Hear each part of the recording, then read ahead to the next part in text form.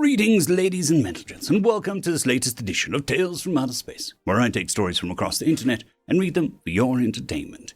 If you would like to submit a story or submit all your stories for me to read, just check out the pinned comment down below. Anyways, onto the story. How to Pay a Human, written by TerranOnAir. We were a mining company, and a large one, too. Our division had an oh-so-glorious task of diving into Deathworlds that weren't, immediately claimed by any sentient race. There was a problem, though. With our job being so dangerous, we could hardly get anyone to come work for us unless they were absolutely mad. The worst part was the security team. The Empire paid well, but who would be crazy enough to be an active combatant on a death world with poisonous plants and ravenous monsters? There was a reason that neither the Coalition nor the Empire had laid claim to these horror planets. Our planet's infrastructure was heavily dependent on work like this, though. So we petitioned the Galactic Union for aid and were rejected. No one would help us, after all. We were the crazy people who chose to go to death worlds for money. We dug our graves, so they were going to let us lie in them, all except one. They were new to the Union, and already that had made a name for themselves, not to be trifled with. Our representatives went up to theirs personally. They tried to explain to the giant the situation, but it was difficult to communicate with them. The translators always seemed to be weak with humans, whereas our representatives was very frantic and desperately tried to explain the situation. The human simply had his feet up on his desk and rocked back and forth in his seat. People seemed to think the humans had absolutely no respect for the meeting place and representatives of the Senate. They were probably right. Even so, there was no one else that we could turn to, and after what the humans did to that bug world, they were the ones to talk to about fighting monsters. Our leader deflated in defeat as it seemed that the translators weren't going through. Then they pulled out a holopad into their chitinous paws and showed some of the monsters that were on the planet. At this, the human sat up straight, taking a more serious tone. He took the small device into his giant hand, which was covered, like all humans were covered, head to toe in a void black skin-tight spacesuit. His sizable finger scrawled through the pictures and videos taken by the exploration teams that never made it back.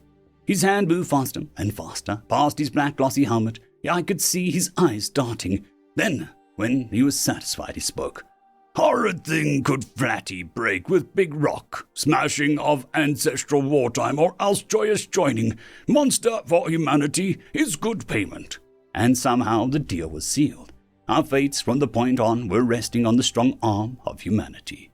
They would make landfall first. We would watch from the motherships above and supply the humans with the equipment they asked for. Strangely, they asked for things that seemed, dated, old. When we offered newer models of what they asked for, they simply replied, disposabilities for the throwing-ways, rusties or goodies.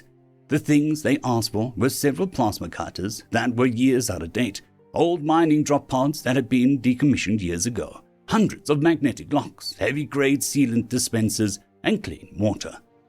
We didn't understand what they were planning on doing with those things. They would never get close enough to the beasts or flora to be able to, use them as weapons.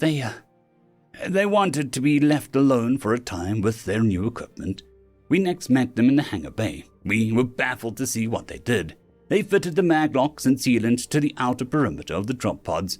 They were ready for whatever it was they were planning. They dropped in teams of 4. They dropped. The targeting systems were still usable, so we knew just where they would land. We were aiming for a jungle area on a large mountain that was sure to have suitable resources. But the humans didn't care much about what it seemed. In rows, the drop pods fell to the grounds below. We opened comms with their suits so that we could see what was happening from their perspective. We were met with visions of humans rocking back and forth from the turbulence. Many of them were laughing. Others looked like, they might have been asleep. How could anyone be so calm or even excited about the prospect of going to a world known for killing people? Then they made landfall. We heard them crashing through the trees and brush. The doors opened and we saw something amazing. The trees were broken and cracked and reduced to splinters. In their place were the human drop pods, which sat squarely next to each other in perfect formations of rows and columns that were held together with strong magnetic locks. As the humans emerged from the pods, they waved to each other and stretched out their long limbs. Then, with some pointing and gesturing, the humans went to the sealant tanks and hosed down the areas on the ground between the outskirts of the pods. It looked like a tiny town with tiny little houses built for giants. There was a Bella, and some of the humans looked at the woodland area that surrounded them. Some great beasts with giant tusks emerged to see the commotion, and it was followed by hundreds of others. In response, the humans did something none of us expected. They just laughed. Some of them flexed their fingers, some of them cracked their necks. Then, all in unison, they drew their weapons of choice, modified plasma cutters that had been cobbled together to make axes with blades of sheer energy. It was a perfect weapon for a giant, warlike race. The beasts charged at the humans with wild, furious abandon. It was, before one at the head of the pack had a plasma axe thrown through its skull, much to the humans' amusement. Then, the humans gave chase. We talked to them after they'd secured the area. The trees were cut down in droves, and there was little sign of wildlife, save for what was being cooked over human fire pits. Talking to their leader, he asked, "You say we have monsters, yes?" To which all I could say was, sure. You can have all the monsters you want. End of story.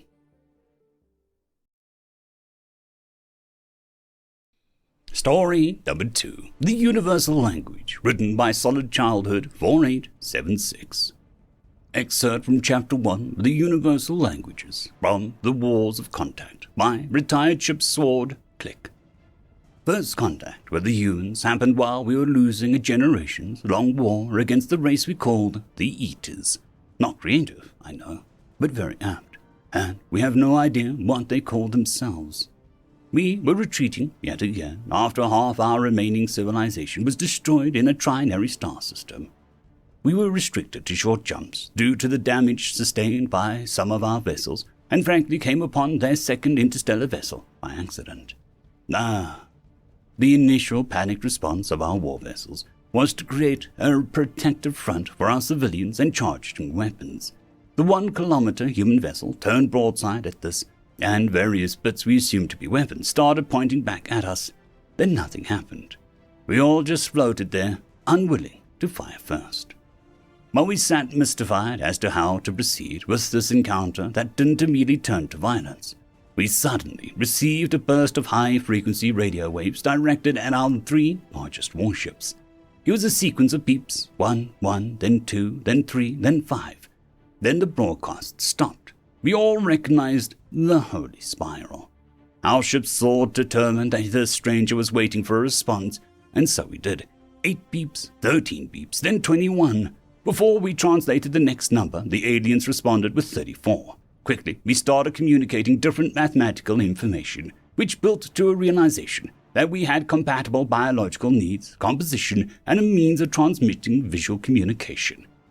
When that first image from the humans arrived, it was not a live view from inside their vessel, but a series of still images of a few of themselves followed by short videos that we assumed to be from their world.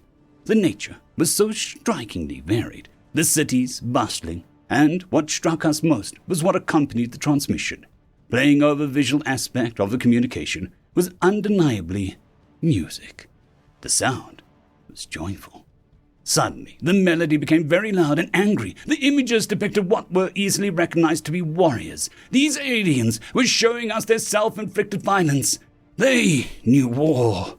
A change again, this time with what could only be a sorrowful voice. Thousands, millions stared across multiple environments. The void, even what appeared to be 2 other worlds.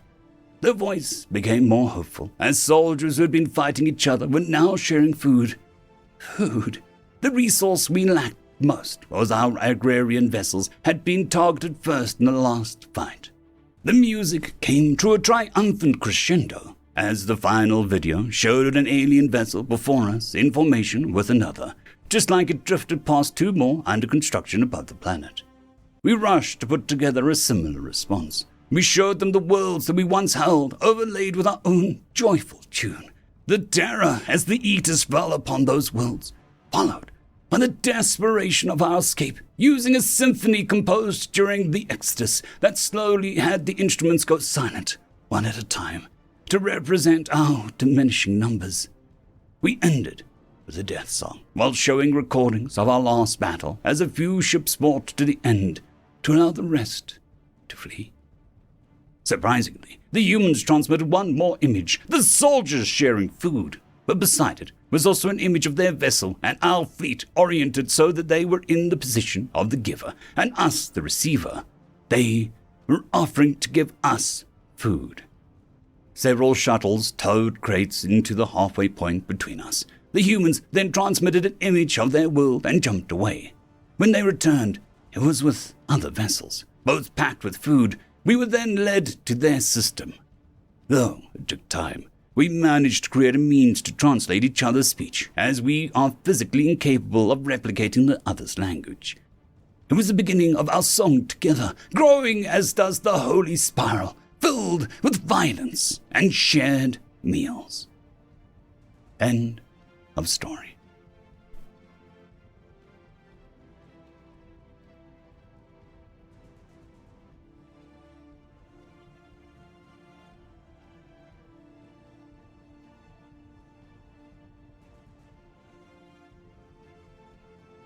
I would like to thank the T5 peeps, Cam Maxwell, Casper Arnholtz, Bushmaster 177, Leslie 517, Red Panda 121, Cold War Boomerwaffen, Lightjock, Dragzoon WRE, Lord Azrakal, Severin Cerberus, and Arcadian. Thank you very much.